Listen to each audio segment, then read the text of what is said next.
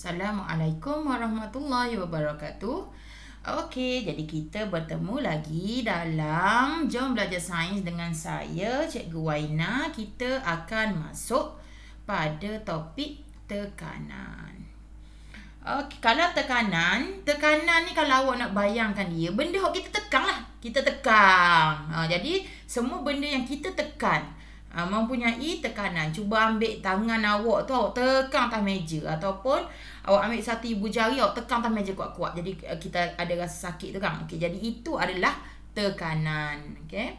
Jadi tekanan maksud dia adalah sebagai daya. Daya tu benda yang tenaga yang kita gunalah. Yang ni tenaga yang kita guna untuk tekan. Untuk tekan. Itu adalah daya. Okey, per tu bermaksud bahagi. Okey, unit luas permukaan. Jadi perluas. Okey, itu adalah tekanan. Okey, ayat lain tu abaikan je. Okey, unit SI bagi tekanan ialah Pascal. Yang ni yang glamour lah Okey, ataupun Newton meter meter padu. Meter persegi. Okay, N ni bermaksud daya. Unit N. Okay, M ni adalah luas dalam unit meter. Okay. Jadi,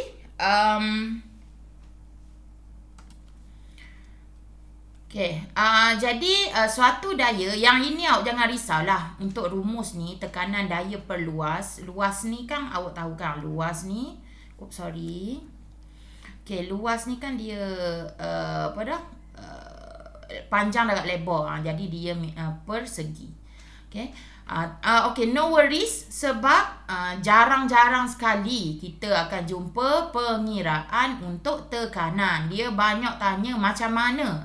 Macam mana nak kaitkan. Okay. Yang itu slide seterusnya.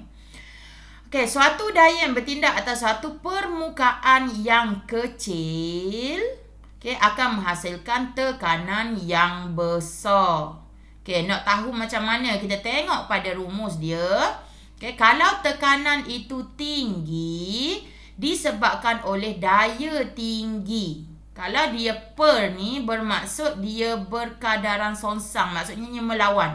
Jadi, kalau luas permukaan dia kecil. Okay, luas permukaan kecil senang cikgu tunjuk.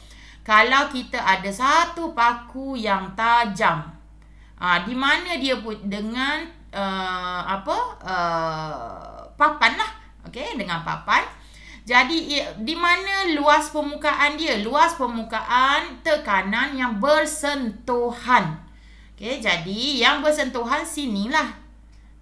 Sini. Jadi kecil. Berbanding contoh saya letakkan satu buku kayu. Luas permukaan dia yang bersentuhan dengan yang dia tekan tu besar. Jadi kecil, besar. Ini kita panggil luas permukaan. Okay, jadi yang menekan dia, ini kita panggil daya. Yang tekan dia ni. Tenaga yang menekan dia, daya. Okay, jadi itu sebabnya kalau kita tengok ayat nombor 3, dia kata daya yang bertindak ke atas permukaan yang kecil. Permukaan yang kecil, contoh macam di sebelah sini, menghasilkan tekanan yang besar. Tu sebabnya kalau kita ketuk paku yang tajam ke dalam papan, dia boleh masuk. Sebab tekanan yang kita bagi kepada hujung permukaan dia ni tinggi. Cuba kalau kita ambil pula tukul yang sama, kita ketuk dengan kekuatan yang sama pada bongkah kayu ini. Ada dia masuk tak ke dalam papan? Tak. Dia tak masuk seperti mana paku ini. Sebab bila kita permukaan besar, tekanan yang diberi walaupun kita letak daya yang sama, maksudnya lengan yang sama, orang yang ketuk tu sama, kekuatan dia sama, dia tetap tak masuk sebab tekanan dia menjadi rendah sebab luas permukaannya besar. Jadi itu konsep tekanan yang awak nak kena faham. Okay, next. Aplikasi tekanan dalam kehidupan harian. Okey, nombor 1. Biasanya soalan dia akan tanya dalam bentuk ni. Dia kata, kenapa binatang yang berat seperti gajah mempunyai tapak kaki yang luas? Bukannya tapak kaki dia halus macam kasut tumit tinggi. Okey, sebab kalau awak boleh bayangkan pun, kalau kaki gajah ni besar. Sebab apa kaki gajah ni besar? Sebab badan dia berat. Okey, jadi daya yang diberikan adalah tinggi sebab dia berat. Okey, jadi dia perlukan tapak kaki yang besar supaya tekanan pada permukaan tanah dikurangkan. Jadi dia tidak tenggelam. Okey, jadi itu maksud itu kenapa dia perlu tapak kaki yang luas. Okay. Yang kedua, mengapakah kasut salji mempunyai tapak yang luas? Samalah. Okey, sama juga. Dia tidak mudah terjerumus ke dalam salji tebal. Okey, bila tapak yang luas, awak kena jawab gini Cara nak jawab dia, biasanya dia bagi 2 markah. Kalau dia ada, mengapa kasut salji mempunyai tapak yang luas? Okey.